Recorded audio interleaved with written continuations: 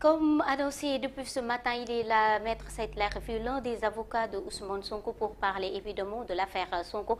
Bonjour Maître, bienvenue dans le plateau. Merci, bonjour. Merci pour votre disponibilité. Alors, Amina, je vous laisse avec l'invité. D'accord, Guedado. Alors, bonjour maître, et merci d'avoir accepté notre invitation. Alors, tout à l'heure, votre client Ousmane Sonko a eu gain de cause. Le juge du tribunal de grande instance de Dakar a confirmé la décision du juge Sabassi Faye, à savoir la réinscription de Ousmane Sonko sur les listes électorales. Pouvez-vous commenter cette décision? Oui, bon, je vais partager avec des millions de Sénégalais, et mon client en particulier, une satisfaction de joie, parce que tout le monde attendait cette décision, ce dénouement heureux de cette affaire. Bon, je pense que les autorités, ceux qui ont estimé pouvoir empêcher M. Ousmane Sonko de se porter candidat à l'élection présidentielle, ont fait usage abusif de leurs attributs, et le tribunal de Ziguinchor avait donné un signal fort qui aurait dû faire comprendre à tout un chacun qu'il y a des règles à respecter, que ces règles n'avaient pas été du tout respectées. C'est que la Cour suprême avait constaté également, mais la Cour suprême ne pouvait pas tirer les conséquences et a demandé au tribunal d'instance de Dakar, par décision de ce jour, de constater et tirer les conséquences. Donc le tribunal de Dakar a jugé et estimé, premièrement, que cette affaire relève de la compétence du tribunal d'instance, et puis deuxièmement, toutes les formalités qui devaient être observées pour procéder à la radiation d'un citoyen sur les listes électorales n'avaient pas été du tout observé. D'où le signal fort, c'est un message extrêmement fort donné par les magistrats aux politiques. Comme quoi, laissez-nous les magistrats tranquilles avec vos affaires politico-politiciennes, c'est pas notre salade. Laissez-nous avec notre pouvoir judiciaire. Quant à vos querelles politico-politiciennes, tenez-les, mais ailleurs, mais pas au palais de justice. Donc nous osons espérer que ce dossier politique ne sera plus introduit au palais de justice, mais ça sera planté et sur l'espace politique. Bon, donc c'est un sentiment de satisfaction pour les Sénégalais que je partage avec eux. Oui. Et puis un sentiment de fierté d'avoir été associé, avoir pris part à ce combat noble aux côtés de mes éminents confrères sénégalais, burkinabés, français et entiers.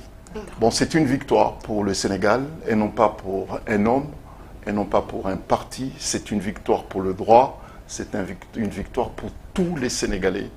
Et je suis très fier d'avoir été associé à ce combat. D'accord, Justement, Maître, quelle lecture faites-vous de la justice sénégalaise, vu que votre client Ousmane Sonko a eu 2 fois gain de cause, peut-on dire, si on peut dire ainsi? Oui, bon, moi, avec mes confrères, nous avons placé notre combat sur le droit. Nous avons misé sur le droit et nous avons toujours essayé de démontrer que ce combat se gagnera dans la mesure où le droit est du côté de M. Ousmane Sonko. Et que c'est certains agents de l'État du Sénégal, je le dis bien, certains agents, qui font usage abusif de leur pouvoir pour exclure de la compétition politique et électorale un candidat certes redoutable, dangereux pour eux, et non pas forcément pour le Sénégal et pour des millions de Sénégalais qui émettent un espoir légitime sur l'homme qu'est Ousmane Sonko. D'accord. Est-ce que ça a été une surprise pour vous de voir le tribunal de Dakar confirmer le juge Sabassi Faye? Non, je ne suis vraiment pas du tout surpris. Et après avoir lu la décision du juge suprême, de la Cour suprême, et qu'on nous a renvoyé devant le tribunal de Dakar, bon, j'étais plus que certain que le droit allait l'emporter. Donc, dans la mesure, lorsque vous menez un combat comme celui-là, qui repose sur le respect des droits, sur la démocratie, dans un pays qui a un héritage démocratique comme le Sénégal, qui s'est toujours distingué en Afrique comme étant l'un des champions des droits de l'homme et de la démocratie, non, je ne suis pas vraiment surpris. Je ne suis vraiment pas surpris. Puisque c'est un pays qui a des juristes, qui a des magistrats connus, reconnus pour leur indépendance et reconnus aussi pour leurs compétences. C'est de notoriété publique. Je tiens à vous dire une chose. On était parti une fois avec mon confrère Branco à Genève pour nous plaindre des violations caractérisées, constantes, de droits de notre client. Et le fait que des dizaines de Sénégalais ont été tués pour des raisons politiques et un millier de Sénégalais sont en prison également pour des raisons politiques. Je tiens à vous dire que lorsqu'on est arrivé aux Nations Unies, c'est-à-dire à Genève, à la Commission des droits de l'homme, ils étaient choqués et surpris que ce soit le Sénégal qui se trouve, hélas, sur les bancs des accusés. Donc pourquoi cette surprise? Puisque c'est un pays qui s'est toujours, à juste titre, distingué par rapport à son attachement aux droits de l'homme, son attachement à la démocratie pour une alternance qui peut avoir des imperfections, mais c'est une alternance qui tient quand même. Contrairement à certaines sociétés. Est-ce que ce n'est pas ce qui a influencé le juge de la Cour de la CEDEAO à dire que le Sénégal n'a pas violé les droits d'Ousmane Sonko? Bon, je ne sais pas quel dossier. Ils n'avaient sans doute pas le dossier que nous avons. Le juge de la CEDEAO n'avait sans doute pas, lui, le dossier qu'on leur avait soumis. Puisque s'ils avaient vu comme quoi il y avait des dizaines de Sénégalais qui ont été tués et un millier de Sénégalais qui sont en prison pour des raisons politiques, je pense que le juge de la CEDEAO, s'il avait bien lu le dossier qu'on leur avait soumis, ils auraient eu une lecture complètement différente et une décision différente. C'était sans doute un autre dossier, mais pas celui qu'on leur avait soumis. Bon, on n'est pas du tout surpris aussi, il faut dire les choses clairement. Moi, je suis de ceux qui disent les choses telles qu'ils pensent. Moi, je pense que la justice, la CEDEAO, a failli dans de nombreux dossiers, y compris celui qu'on leur avait soumis. Justement, dans le même sillage, maître, vous pensez à l'indépendance de la justice sénégalaise? Vous êtes d'avis que la justice sénégalaise est indépendante? Bah, la preuve, c'est aujourd'hui. Bon, il ne faut quand même pas sous-estimer la position prise par des agents de l'État du Sénégal. Je n'ai pas dit l'État forcément. Certains agents de l'État du Sénégal qui ont tout fait. Qui ont fait des gymnastiques inimaginables. Et qui ne sont même pas à la hauteur. Qui ne sont même pas à la hauteur. Bon, j'irai pas très loin pour dire qu'ils ne sont pas dignes de l'héritage démocratique des pères fondateurs de son pays. Mais ce qu'ils ont fait pour ce pays, certains agents ne sont pas dignes. Et tout. D'accord. Bon, mais moi, je suis très fier que la justice sénégalaise leur a envoyé un message clair que foutez-nous la paix. Foutez-nous la paix. Occupez-vous de vos salades politico-politiciennes. Nous, on est des magistrats. On est là pour prononcer nos droits. Les considérations politiques n'ont pas sa place au palais de justice du Sénégal. Je pense que c'est un message qui est très, très, très clair. Ceux qui souhaiteraient à nouveau faire un recours, c'est leur droit. Ils peuvent aller où ils veulent, même au ciel. Nous, on les suivra, on ne les lâchera pas. Déjà, c'est ce que je voulais vous demander, parce qu'après cette décision, quand même, on a vu un des avocats de l'État, pour ne pas le citer, M. El Hadjouf, dire qu'ils vont se pourvoir en cassation dès aujourd'hui. Alors, certains de vos collègues ont leur lancé un appel pour dire que ce n'est pas la peine. Non, non, mais notre confrère, il peut aller là où il veut. Et cette fois, s'il y va à la Cour suprême, nous osons espérer qu'il arrêtera d'insulter M. Ousmane Sonko, qu'il dira le droit, qu'il plaidera sur des faits précis et évoquera le fondement juridique de ses interventions. C'est quand même pas facile de se retenir lorsque vous voyez une personne, un confrère, que j'aime bien, avec qui je sympathise beaucoup, et que j'invite un jour à venir aux Comores, de transformer la Cour suprême en une cour d'insultes. Il l'a fait à la Cour suprême et devant le tribunal de Dakar également. Le tribunal de Dakar, c'était pareil. Il veut transformer l'institution judiciaire à une institution chargée de gérer les insultes. Il fait du show, en fait. Bah écoutez, c'est pas la place qu'il faut, il faudrait Une chose qu'il aille qui au n'est pas théâtre. élégante de sa part. Ben, comment? Une chose qui n'est pas élégante de sa part. Bon, je suis pas là pour... J'irai pas jusque-là. Alors, mais oui. j'ai dit tout simplement que bon, s'ils veulent aller devant la Cour suprême, il faut qu'ils aillent avec des éléments de droit juridique et non pas venir à la Cour suprême comme ils l'ont fait la fois dernière et au tribunal d'instance de Dakar pour s'en prendre à Ousmane Sonko plutôt que de parler de droit. Moi, ce qui me choque également, j'ai eu l'occasion de le dire, vous me donnez l'opportunité de le répéter, c'est que bon, Ousmane Sonko, c'est un citoyen sénégalais. Dans le cadre de cette affaire, il ne fait que demander une chose que tout un chacun peut demander, sa réinscription sur les listes électorales. Point barre. Ni plus ni moins. Comment comprendre que des millions de francs soient déployés pour défendre l'État du Sénégal comme s'il s'agit d'un terroriste qui vient abattre le Sénégal? Ce n'est pas une affaire de terroristes, ce n'est pas une affaire de détournement. Mais vous l'avez dit tout à l'heure, c'est une affaire politique. Vous l'avez dit tout à l'heure. Voilà, mais en quoi la présence de Ousmane Sonko sur une liste électorale est constitutif d'un danger pour l'État du Sénégal, au point de mobiliser autant de moyens, une batterie d'avocats, les plus éminents avocats du Sénégal ont été mobilisés.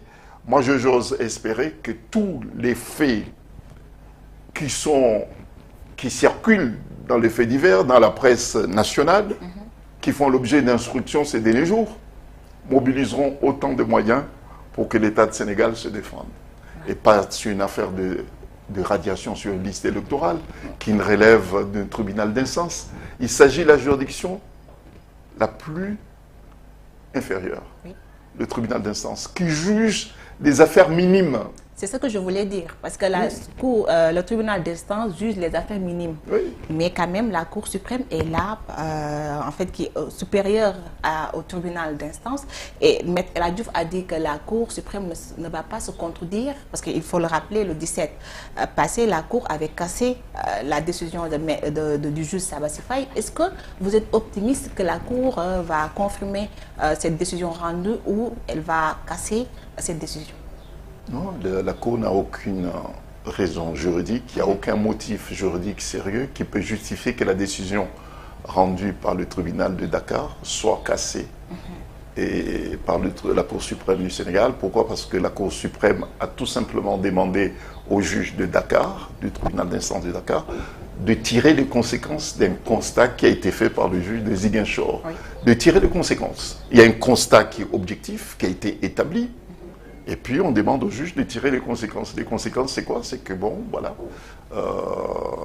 l'huissier de justice qui a été chargé de notifier à M. Ousmane Sonko une décision ne l'a pas fait. Et pour quel motif? C'est parce qu'il n'y a pas eu une décision. Il n'y a pas une décision, puisque la décision, on dit, une décision qui ordonne la radiation d'un citoyen sur les listes électorales, elle doit être motivée, premièrement.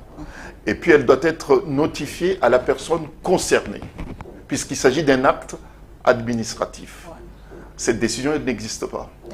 Il y a une lettre émanant d'un ministère, ministre de la Justice, si je ne me trompe pas, qui demande à l'administration chargée de gérer les listes électorales, comme quoi une personne a été condamnée et que cette condamnation entraîne sa radiation sur les listes électorales. Cette décision ne l'a pas, personne ne l'a. Cette décision n'a jamais été communiquée ni aux avocats d'Ousmane Sonko, ni à la Cour suprême, encore moins au tribunal de Dakar. C'est là où le malaise, au fait. Il n'y a pas de décision. Donc, sur quoi s'est basé le juge du tribunal d'instance de Dakar pour motiver sa décision? Bon, on verra la décision, comment elle est motivée. Mais le juge de Dakar a tout simplement été invité par la Cour suprême de tirer les conséquences d'un constat qui a été fait par son collègue de Ziguinchor. D'accord. Donc, vous l'avez dit tout à l'heure, la justice doit se baser sur des faits pour pouvoir condamner Ousmane Sonko. On se rappelle, avec l'affaire Adji Sarr, Ousmane Sonko a été condamné pour détournement pour jeunesse, comment on dit encore, corruption à la jeunesse, alors qu'au début, il n'y avait pas ce délit-là, mais quand même, ils ont trouvé un motif pour un mobile, du moins, pour le condamner. Bon, oui. Dans cette histoire de radiation, il n'y a pas de condamnation. Il faut que les choses soient claires. Il n'y avait pas lieu à prononcer une condamnation. C'était un droit d'un citoyen qui voulait l'exercer. Il a demandé au tribunal de le réintégrer en tant que citoyen sur une liste électorale. Donc il ne pouvait pas y avoir une condamnation dans le cadre de cette affaire d'inscription sur la liste électorale. Oui. Bon, voilà. Je pense que c'est clair. Bon, maintenant, sur cette affaire de criminel, bon, je pense que c'est une histoire qui a été montée sur pièce et qui ne tenait pas du tout debout. Et tous les observateurs se posent la question de savoir comment se fait-il que cette affaire a atterri au tribunal criminel de Dakar, alors que le dossier est complètement vide. Tout le monde sait que c'était une affaire qui a été montée sur pièce contre M. Ousmane Sonko. Et comme il n'y avait rien dans le dossier, et comme l'objectif de certains agents de l'État du Sénégal, c'est de tuer politiquement Ousmane Sonko, il faut fabriquer quelque chose. Ouais. Il faut absolument quelque chose. Il faut absolument faire en sorte qu'il soit radié sur les listes électorales. Ousmane Sonko, c'est le cauchemar de certains. Parce que c'est le principal opposant du président de la République. Mais oui, mais lorsqu'on est démocrate, je dis lorsqu'on est démocrate, je ne parle pas des dictateurs, mais lorsqu'on est démocrate, il faut accepter le débat. Le Sénégal n'appartient à personne. Le Sénégal appartient à tous les Sénégalais. Bon, donc lorsque vous êtes au pouvoir, ce n'est pas votre bien. Vous disposez d'un contrat à durée déterminée. Et si le contrat est fini, il faut savoir partir. Et non pas s'accrocher au pouvoir comme s'il s'agit d'un bien personnel et voir votre concurrent ou bien votre adversaire comme un ennemi. S'il faut le tuer physiquement, il faut le faire. À défaut de pouvoir le tuer physiquement, il faut le tuer politiquement. Bon, donc ça, c'est pas la démocratie. Et heureusement qu'il y a encore la justice et des juges indépendants qui parviennent à faire respecter le droit et puis à le faire appliquer.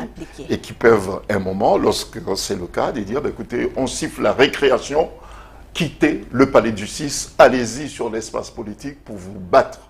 Alors, est-ce que cette décision va siffler la fin, comme vous l'avez dit? Parce qu'on a vu avec la décision du juge Sabassy Faye, on n'a pas donné à Ousmane Sonko ses fiches de parrainage alors que la décision était exécutoire. Est-ce que vous pensez qu'avec cette nouvelle décision de justice, Ousmane Sonko pourra récupérer ses fiches? Parce que quand même, il faut le dire, c'est en fait le gouvernement qui ordonne la DG à donner à Ousmane Sonko ses fiches.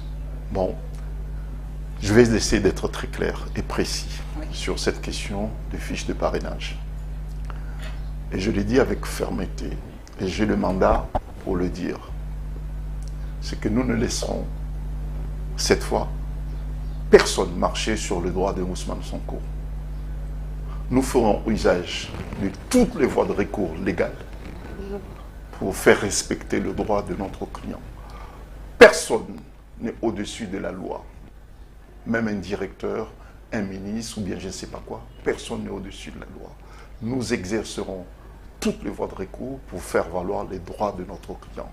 Autant ils sont déterminés pour marcher sur Ousmane Sonko et nous marcherons sur eux également. Il faut que ça soit clair.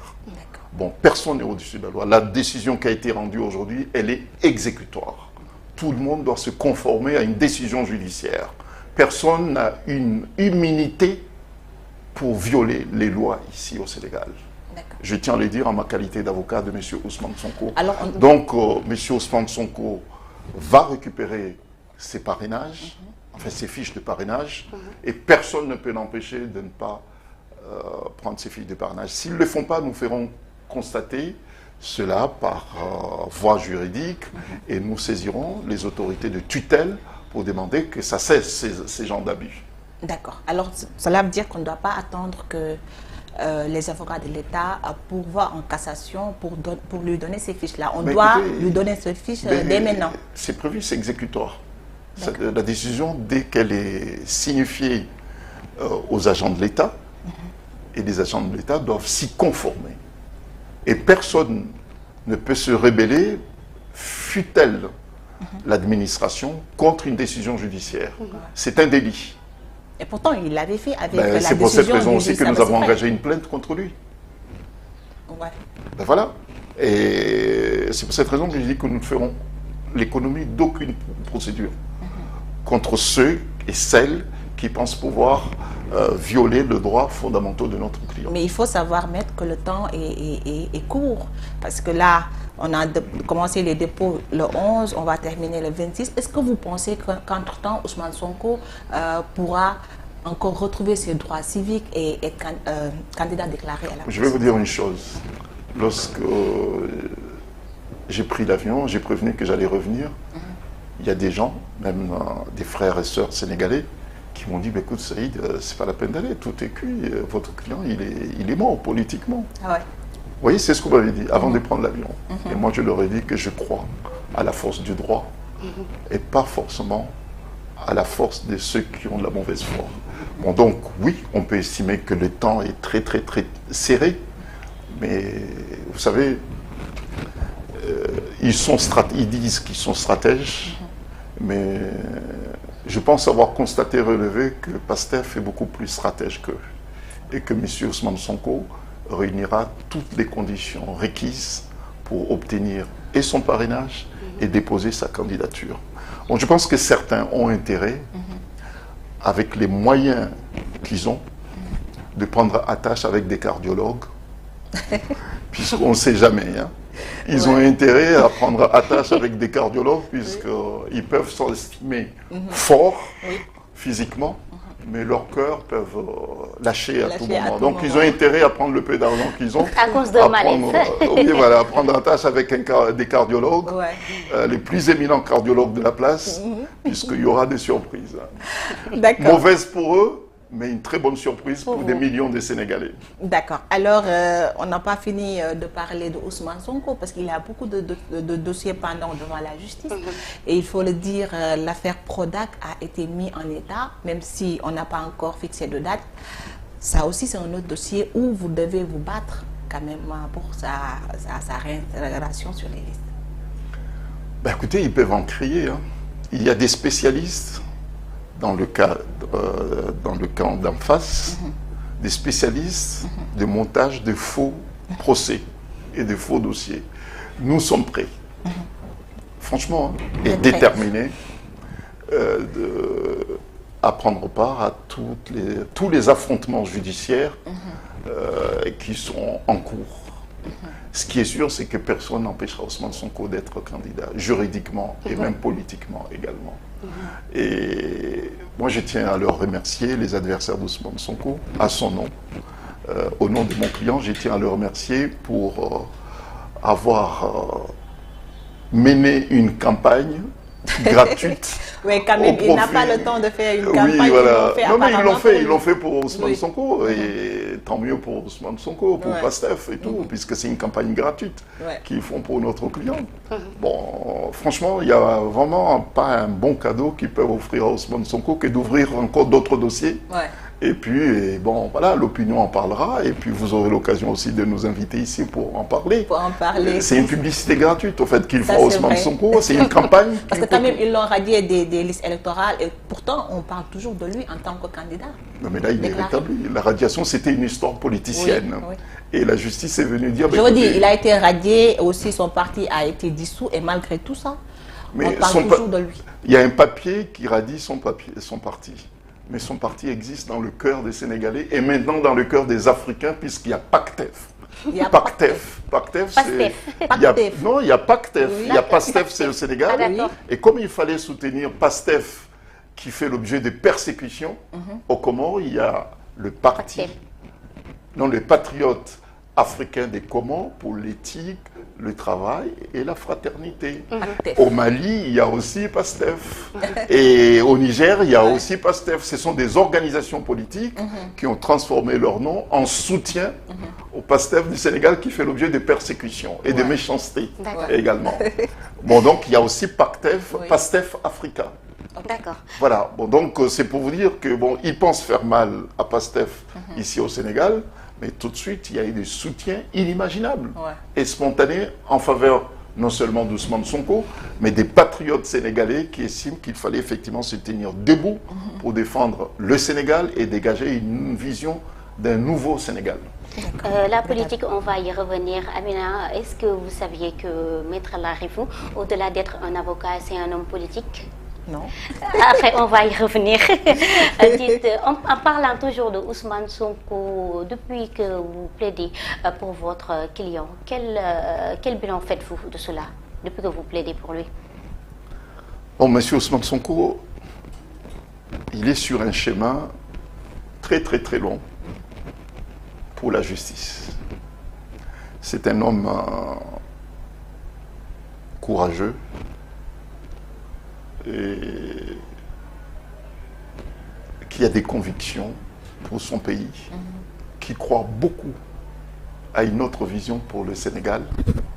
Et cette vision correspond aux aspirations non seulement du peuple sénégalais, mais aux aspirations des peuples d'Afrique. Et c'est pour cette raison que son engagement a une résonance non seulement ici au Sénégal, mais partout en Afrique, voire même au-delà de l'Afrique. Et vous avez vu ce qui s'est passé aux États-Unis. Vous savez ce qui se passe un peu partout. Des Sénégalais arrivent et parviennent avec intelligence à faire partager la cause de M. Ousmane Sonko partout dans le monde. La preuve, c'est ma présence ici. Bon. J'ai été constitué comme avocat pour apporter une contribution juridique, c'est vrai, mais mes éminents confrères sénégalais qui sont dans le dossier bien avant moi ont fait preuve non seulement de résilience, enfin de détermination, de compétence aussi, puisqu'il faut voir la technicité, notamment du dernier dossier. C'est un dossier éminemment technique. Vous voyez la production intellectuelle juridique qui a été faite par mes confrères sénégalais. Moi, je suis venu pour apporter une vision, une contribution africaine, puisque ce dossier, effectivement, il a une dimension juridique, il a une dimension politique aussi, mais il y a aussi une dimension panafricaine dans ce dossier. Bon, donc, je pense que M. Ousmane Sonko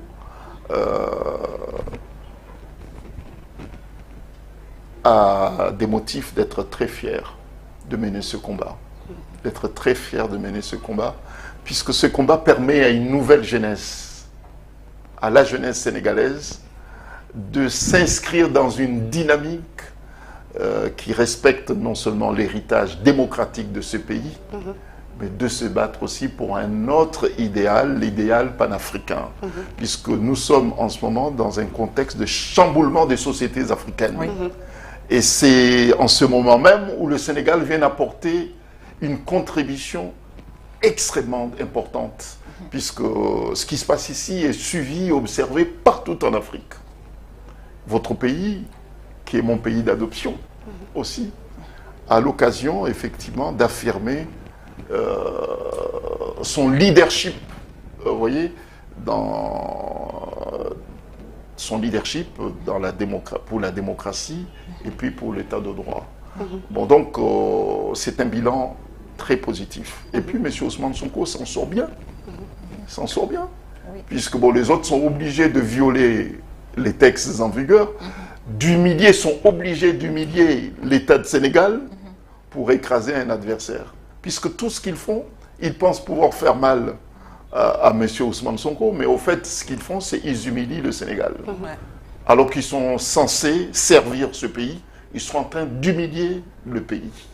Et c'est parce que c'est par rapport à leur comportement, leurs agissements abusifs, que le Sénégal a été mal noté récemment par la Commission des Nations Unies sur les droits de l'homme.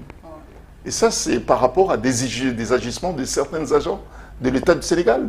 Bon, donc, au lieu de se hisser, de se montrer à la hauteur de l'héritage démocratique de ce pays, Au contraire, ils sont en train de desservir leur pays. Heureusement qu'il y a des gens comme Ousmane Sonko et d'autres également, d'autres Sénégalais, qui sont là pour dire, écoutez, si vous n'êtes pas à la hauteur de cet héritage démocratique de ce grand pays, bon, écoutez, ne venez pas ici au Palais de Justice pour demander la caution de la justice sénégalaise pour justifier vos entraves. Alors, hier, non, c'est pas hier, c'est mercredi, on a annoncé que votre client est sombré à nouveau dans le comment. Des nouvelles de Ousmane Sonko, vous l'avez rencontré récemment? Je l'ai vu ce matin. Il va bien? Des nouvelles de lui? Il va bien, très bien. Il a la forme d'un friguillon d'Afrique. Ah oui, oui, oui. Il dégage une force mais incroyable, une force morale. Et je peux vous dire qu'il se porte très très très bien. Et le pimpin de santé est derrière lui. Oui, voilà. Il a des bonnes raisons d'être en forme. Et défendre une cause, voir cette cause partagée par des millions de vos compatriotes et voir la justice de votre pays se détacher de la pression, il y a de quoi effectivement retrouver de la santé. La santé, voilà. Effectivement. Alors Guédado, juste une dernière question, Maître Saïd Larifou. Alors vous l'avez dit dans vos commentaires, comme quoi que l'État du Sénégal est très stratège. Vous, en tant que parmi les pôles d'avocats de Ousmane Sonko, que comptez-vous faire pour protéger votre client de ce qui va venir? Bon, moi, je ne vais pas le protéger. Il est déjà protégé par le Tout-Puissant. Non, juridiquement, j'ai dit. Ah, d'accord. Bon, Oui. Puisqu'il est protégé par les prières Ouais. des millions de Sénégalais, il est protégé par le Tout-Puissant.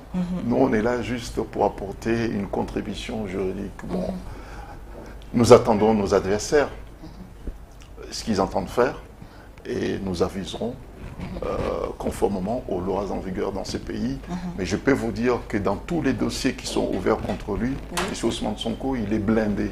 Son dossier. Même l'affaire Prodac, parce que quand même, il faut le dire. En fait, lui, il avait dit, il avait fait un lapsus en disant IGE, alors qu'il voulait dire IGF, mais bon, il avait aussi dit qu'il allait apporter les preuves. On a vu qu'il n'avait pas assisté au procès. Est-ce que cette affaire-là ne va pas aussi le bloquer? Non, mais cette affaire, le rapport en question, c'est ça? Mais oui, mais le rapport, quand même, on dit que ça n'existe pas. Il y avait un pré-rapport qui avait fuité, mais il n'y a pas de cachet. Quand même, en fait, ce sont des documents qu'on ne peut pas apporter devant Dame Justice, parce que là-bas, quand même, il faut des... Mais il faut aller sur Internet pour voir ce document. Oui, oui, en fait, c'est un pré-rapport qui a fuité. Mais quand même, ce n'est pas un rapport caché par l'IGF. Alors lui, il avait dit qu'il allait apporter des preuves, mais quand même, lors du procès, il n'était pas venu. Parce qu'il n'a pas ses preuves? Non, non, non, c'est pas question... Non, non, non. Moi, je m'élève contre cela, cette affirmation. M. Ousmane Sonko était venu à la justice. Comme il avait répondu à toutes les convocations des enquêteurs dans le cadre de l'enquête préliminaire. Il a assisté, il a répondu à toutes les convocations. À la justice, il a été agressé. Il faut quand même... On se rappelle, il a été... Voilà, il a été quand même agressé au palais de justice, alors qu'il était venu pour répondre à la convocation. Mais quand même, on a vu tout ce qui s'est passé, maître, parce que quand même, en allant là-bas, il y avait une foule qui l'accompagnait, entre autres. C'est normal, ce sont ses partisans qui l'accompagnaient. C'est un homme politique. Un simple citoyen, s'il est convoqué, mais bon, on sait que c'est une affaire manipulée, on sait que c'est une affaire politique. Il est tout à fait normal qu'un homme politique soit accompagné par ses partisans, mais en quoi le fait d'être accompagné par ses partisans soit interprété comme une provocation? Vous voyez, ce n'est pas une provocation, il est accompagné par ses partisans. Et puis certains ont estimé qu'il fallait le brutaliser, le gazer. Eh bien, il a été gazé, c'est tout à fait normal qu'il se fait examiner par un médecin qui a constaté qu'il n'est pas en état d'être jugé à la date fixée par le tribunal. Et il a demandé aussi des garanties aussi pour sa sécurité. Et puis, bon, c'est normal. Et là, on trouve un prétexte pour dire que, écoutez, il ne s'est pas présenté, on va le juger, le condamner sévèrement. Et puis, à combien? À 200 millions. Ça, les gens passent, occultent un petit peu ce fait, mais c'est quand même révélateur des malaises. Un ministre en fonction dépose plainte, soi-disant pour une diffamation, parce qu'il estime que son honneur, sa considération a été mise à mal, et il demande 200 millions de francs en CFA Alors, on lui accorde 200 millions de francs CFA. Très peu de gens ici au Sénégal, comme partout en Afrique, jusqu'à leur départ à la retraite, auront du mal à trouver 200 millions vous voyez, d'économie. 200 millions de francs CFA d'économie, alors qu'on sait qu'il y a des milliers de gens qui se sont fait tabasser, agresser, insulter, voire même certains tués, n'ont jamais eu la moindre indemnisation. Et si tant est qu'ils parviennent à obtenir une indemnisation, ça ne va jamais au-delà de 200 millions. Bon, donc, c'est un cadeau qui lui a été offert par ce ministre, qui était même content le matin de cette condamnation, et puis l'après-midi n'était pas content, puisqu'il s'est rendu compte que M. Ousmane Sonko n'était pas privé de ses droits civiques, et le lendemain, il est allé déposer plainte. Pourquoi? Parce que son objectif affiché, c'était de faire en sorte que le casier judiciaire de M. Ousmane Sonko soit bien rempli pour l'empêcher de ne pas candidater et être élu président. Bon, donc c'est ça la motivation. Si c'est ça la motivation, si c'est ça le dossier dont vous me parlez, nous sommes prêts. Vous êtes prêts? Voilà. D'accord. Alors, maître, on a vu hier ou avant-hier des jeunes qui ont été arrêtés dans le cadre de ce procès-là, notamment Yargassi. Ils ont été arrêtés et 9 mois après, on les libère en leur disant qu'ils n'ont rien fait. Est-ce que vous pensez que c'est la justice sénégalaise... Et de cette patriote. Voilà, la justice sénégalaise quand même n'a pas failli de ce côté-là. Bon, je ne sais pas pourquoi ils ont été arrêtés. Je ne sais pas combien de temps, vous me dites 9 mois de détention. Oui. Bon, ils ont des avocats. Et leurs avocats se prononceront sur cet aspect. Moi, je ne suis pas un avocat qui connaît tout. Mais vous êtes avocat seulement de Ousmane Sonko. Non, non, non, je ne suis pas seulement de Ousmane Sonko, mais je ne suis pas l'avocat qui connaît tout. Je connais les dossiers qui sont soumis à mon appréciation. D'accord. Bon, toujours est-il qu'effectivement, une personne qui est en détention provisoire, puisque c'est une détention provisoire, ce n'est pas une détention définitive. Et si le juge a estimé qu'il fallait les libérer d'office, c'est parce qu'effectivement, peut-être, il n'y avait aucune raison de les maintenir encore en détention provisoire. Vous voyez, ça, moi je parle de façon générale. Je ne parle pas spécifiquement pour ce dossier. Je ne connais rien de ce dossier. Mais si un juge détient quelqu'un, par exemple à la demande du parquet, qu'il estime qu'effectivement qu'il faut accéder à cette demande de placement en détention provisoire, et le juge, pendant X temps, n'estime plus nécessaire, puisque la détention, c'est une exception. La détention provisoire, c'est une exception. Ce n'est pas la règle. La règle, c'est la liberté. Et la détention provisoire, c'est une exception. Donc, le juge ne peut pas maintenir quelqu'un éternellement en détention provisoire. S'il estime au moment qu'il faut le lâcher, avant même qu'il soit jugé, c'est parce qu'il estime que ce n'est pas nécessaire. Bon, est-ce qu'il y a abus ou non?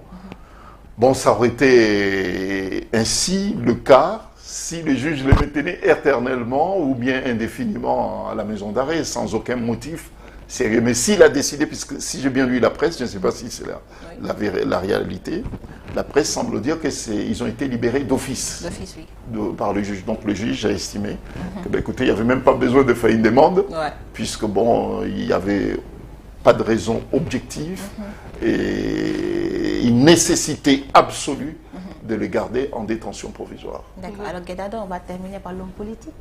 Oui, la politique, comme je le disais tout à l'heure, au-delà d'être avocat, c'est un homme politique comorien. Plutôt, déjà en 2002, vous avez participé aux élections de la Grande Comore. Donc, vous vous connaissez en politique, mais cette fois-ci, c'est pour parler de la politique sénégalaise. Dites-nous, quelle lecture faites-vous du champ politique sénégalais? Bon,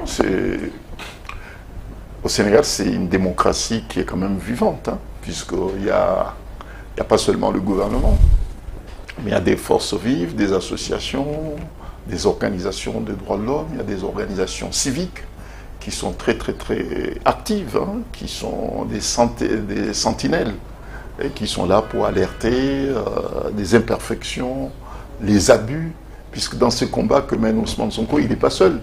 Il y a aussi des forces vives du Sénégal, il y a des organisations, il y a des partis politiques, il y a des personnalités, des éminentes personnalités, que ce soit des juristes, que ce soit des intellectuels, des professeurs d'université, de toutes les disciplines qui s'expriment librement. Donc c'est une société qui est très vivante. Et bon, donc je pense que beaucoup de pays s'inspirent de ce qui se passe ici. En tout cas, vous êtes une vitrine en matière de débat, en matière de vie politique.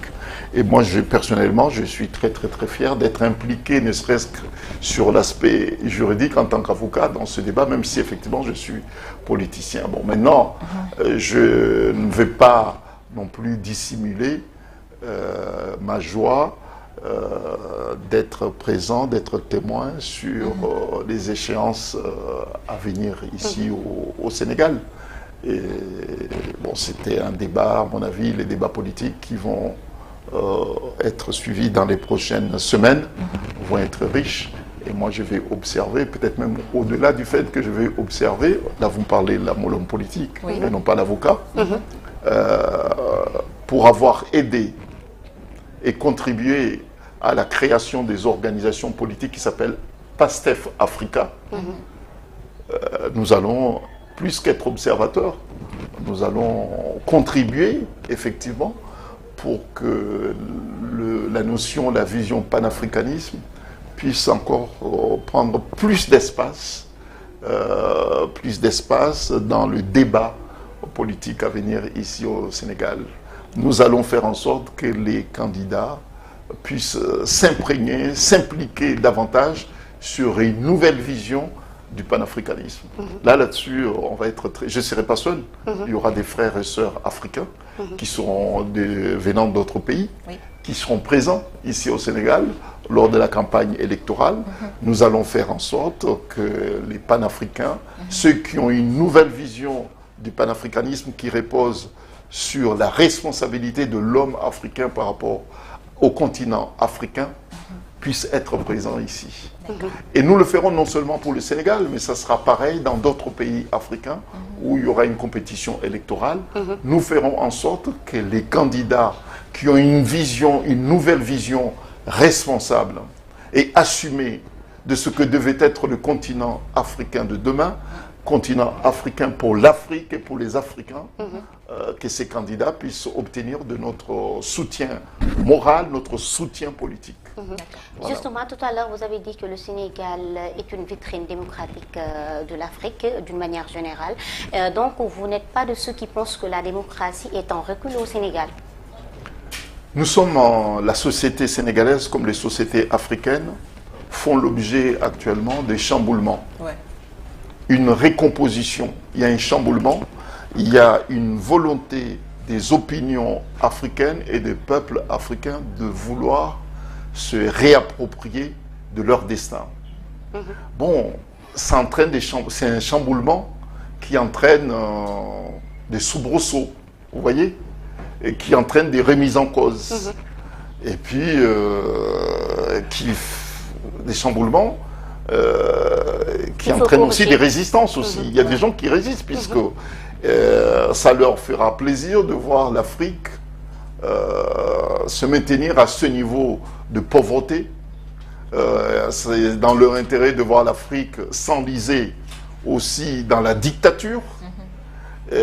Ça leur fera plaisir aussi de voir l'Afrique s'enliser aussi dans la corruption et les détournements des deniers publics. Et ils ne voient pas ça de bon oeil, qu'il y ait une émergence des dirigeants politiques africains qui ne pensent que pour l'Afrique. Vous savez, il y a une stratégie, il y a une idéologie que certains essayent de nous imposer, de dire que ceux qui sont pour l'Afrique sont les ennemis de certains. Non. De certains, vous voulez dire par là quel pays exactement? Non, je veux dire que nous, on est contre personne. Je pense que c'est une nouvelle vision que nous, les dirigeants politiques africains, nous devons avec force défendre. Lorsqu'on est pour l'Afrique, cela ne veut pas dire forcément qu'on est contre qui que ce soit. Mais on est pour notre continent, de même que certains aussi sont pour leurs intérêts. Bon, donc il faut que ça soit très clair. Défendre l'Afrique, dégager et défendre une nouvelle vision de l'Afrique qui repose sur la responsabilité de l'homme africain. Cela ne veut pas dire forcément que vous êtes contre qui que ce soit ou bien contre des intérêts de qui que ce soit. Chacun, pour que ce soit clair, chacun défend ses intérêts. Nous, on est là pour défendre les intérêts de l'Afrique et que chacun défend ses intérêts. Bon, certaines puissances, puisqu'il faut dire les choses clairement, certaines puissances défendent leurs intérêts et c'est leur droit. Personne ne peut leur en vouloir. Mais ils le disent d'ailleurs, parce qu'ils disent qu'ils n'ont pas d'amis, ils n'ont que des intérêts. Mais voilà, nous aussi on est là pour défendre nos intérêts, les intérêts de l'Afrique. Je pense qu'aujourd'hui nous avons un continent qui est jeune, qui dispose d'une jeunesse qui est très ambitieuse et qui a les moyens d'être ambitieux. Et puis qui a les moyens aussi de réaliser ses ambitions. Écoutez, qu'on nous laisse le temps de définir nous-mêmes la vision que nous avons pour l'éducation en Afrique. Notre vision pour le développement de notre continent, notre vision aussi par rapport à la lutte que nous devons mener, nous les Africains, la lutte que nous devons mener contre la corruption, qui est devenue un cancer. Surtout ça. Voilà. Et puis nous laisser aussi le temps de définir notre propre vision de notre développement, le développement de notre continent. Il y a des fondamentaux qui sont valables sur tous les continents africains. Chaque société africaine a ses spécificités, ce qui est vrai, sa culture, mais il y a des choses, il y a des fondamentaux qui peuvent réunir les Africains. C'est là-dessus qu'il faudrait travailler, justement. Pour le développement de l'Afrique, il faudrait forcément passer par une Union africaine. Il faut passer par une Union africaine qui pense à l'Afrique et non pas à d'autres puissances. Moi, je suis désolé, mais des organisations, que ce soit régionales, je parle de la CEDEAO pour l'Afrique de l'Ouest, la SADC pour l'Afrique australe, l'Afrique de l'Est, et puis d'autres également, en Afrique du Nord comme en Afrique centrale. Il y a une nécessité, voire même une urgence à ce que ces organisations sous-régionales se remettent en cause. Et que ces organisations sous-régionales se mettent au niveau, justement, des préoccupations, des aspirations des peuples d'Afrique. Il est temps. Puisque ce sont les organisations qui sont habilitées, reconnues pour parler au nom des Africains, des peuples d'Afrique, et ces organisations sont devenues des syndicats des chefs d'État. Ils ne pensent qu'à se soutenir mutuellement et non pas se préoccuper des problèmes des Africains. Comment comprendre l'absence de ces organisations sous-régionales et de l'organisation panafricaine continentale, à savoir l'Union africaine, sur la préoccupation de la jeunesse africaine aujourd'hui, qui prennent autant de risques pour prendre la Méditerranée et tenter une vie meilleure en Europe. Et ceux, particulièrement de l'Afrique de l'Ouest, qui vont en Amérique, en passant par Nicaragua, le Brésil, etc. Moi, personnellement, j'ai eu l'occasion de rencontrer des milliers de jeunes Sénégalais à Harlem, aux États-Unis, à New York. Qui se sont passés par... Qui sont passés par l'Amérique. Ok. Et ces jeunes sont paumés. Ils sont complètement abandonnés. Et la plupart ont fui la persécution, justement, pour trouver refuge aux États-Unis. J'ai eu l'occasion de m'entretenir avec certains. Je leur ai même donné des conseils, comme quoi votre statut relève de l'asile politique et qu'il faudrait aller frapper aux portes de l'administration américaine pour bénéficier d'une protection subsidiaire. Ça, c'est une triste réalité. Nos organisations régionales et l'Union africaine s'est peut-être occupée du dossier, mais si on lit, on voit l'actualité, il n'y a que les Européens qui se préoccupent de ce problème. Et tout. Bon, donc je pense que c'est l'un des sujets, l'une des préoccupations qui doit être celle des organisations sous-régionales et puis l'organisation continentale, à savoir l'Union africaine. Et puis il y a le problème aussi de la démocratie. Il y a une épidémie qui frappe tous les pays africains en ce moment, en tout cas la plupart des pays africains. Il y a une épidémie. C'est comme une épidémie contagieuse, c'est la dictature, le tripotage des institutions, les troisièmes mandats. C'est devenu une épidémie, un cancer qui est contagieux, qui frappe une société africaine à une autre. Et qu'il faut guérir. Et ces dictateurs pensent comme quoi ils sont tellement puissants que rien ne peut le Mais quand même, le la faire tendance reculer. est en train de changer avec ce qu'on... En fait, c'est à déplorer. Quand même, les coups d'État sont en train de changer. Mais il y a des coups d'État militaires, il y a des coups d'État institutionnels Ouais. aussi. Et les coups d'État institutionnels sont ceux qui sont commis par les dictateurs. Ouais. Vous voyez? C'est eux qui commettent les coups d'État institutionnels puisqu'ils sont au pouvoir, ils changent les constitutions pour se maintenir éternellement au pouvoir et puis léguer le pouvoir à leurs enfants. À leurs enfants. Pour ça, on le voit partout. Intéressant, ouais. Moi, je viens d'un pays où le président qui est là, président parce qu'il occupe de fonction de président, mais il n'est pas président puisqu'il n'a jamais été élu, mais il est au pouvoir par la force. Par la force des choses. D'accord. Il est arrivé au pouvoir par un coup d'État. Il se maintient par la persécution, par la pression, persécution, par des assassinats également. Wow.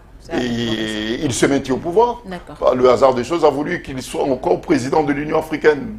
Okay. Vous voyez comment vous voulez que l'Afrique se développe si c'est lui qui dirige l'Union africaine et c'est lui-même qui refuse, malgré ce que stipule la constitution de son pays, comme quoi si vous êtes président-candidat, vous devez prendre congé de vos fonctions de président. Ouais. Et dit non, niet, je ne pars pas.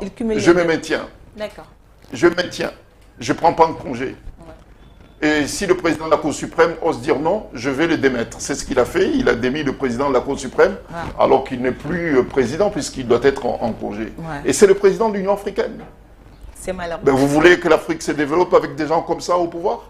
Non. C'est pour ça qu'il faut trouver des pays qui ont une culture démocratique, comme le Sénégal. Une culture un pays qui a un héritage démocratique, qui a une culture démocratique pour inspirer les autres pays également. Et c'est pour cette raison que des gens comme moi, nous sommes déterminés à défendre cet héritage sénégalais qui est un héritage africain. Puisque si le Sénégal sombre, c'est tous les autres qui diront que, ben, écoutez, si le Sénégal a sombré, c'est que, bon, ils ont eu raison. Il faut continuer à réprimer nos peuples également. Important. Et c'est pour cette raison que nous avons tenu, moi j'ai tenu personnellement, puisque je sais que celui qui dirige notre pays est ami et le marabout de votre président. Ah oui? Oui, oui, c'est Macky Sall qui l'a dit, hein. Dans un discours qu'il a prononcé à l'Union africaine lorsqu'il a passé le pouvoir à Azali. Et Azali, c'est non seulement un ami, mais je vais vous dire un secret, c'est aussi mon marabout. Et comme c'est son marabout, je me suis dit non, non, non, il faut venir ici pour dire à Macky Sall qu'il faut trouver un autre marabout, mais pas Azali, c'est un mauvais marabout, puisqu'il n'est pas inspirant, au contraire, il est dangereux. D'accord, en tout cas, merci beaucoup, Maître. Mais juste une dernière question, la teranga sénégalaise, est-ce que vous la vivez et est-ce que vous savez parler Wolof? Vous parlez Wolof? Je suis en apprentissage. Quels sont les termes Wolof que vous maîtrisez? Non, non, non, je ne vais pas le dire, sinon je vais faire voter la santé. Mais ce qui est sûr, c'est que ça se voit, je suis bien ici. Vous êtes bien? Ouais, ouais, je suis bien, je tiens à remercier. Et quel est le plat que vous préférez au Sénégal? Ah non, non, tous les plats, vous avez vu, j'ai pris des kilos. Hein. Comme quoi? Comme quel plat? Vous les connaissez quand même? C'est notre plat national. Non, non, oui. Non, non, non, je connais le plat national, je mange le plat national, mais si je dis que je choisis ce plat, on va me dire qu'on ne veut pas vous donner les autres plats. Donc je connais tous les plats. Ce qui est sûr, c'est que je suis très bien accueilli. Je remercie mes confrères, que ce soit ceux de l'État du Sénégal, que ce soit ceux qui sont membres du collectif, qui m'ont très bien accueilli. Et je remercie les Sénégalais de l'accueil qu'ils me réservent. Mais au-delà de ma personne, au fait, moi je suis d'origine comorienne. Je suis comorien.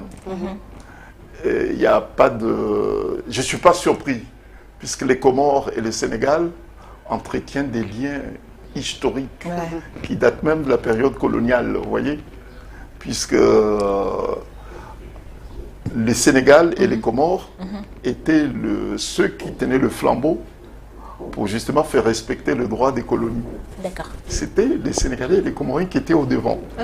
Et le premier président qui a foulé le sol comorien après l'indépendance des Comores, c'était le président Senghor. Il est venu aux Comores en 1976. Nous avons obtenu notre indépendance en 1975. Le président Senghor était le premier président à avoir foulé le sol comorien.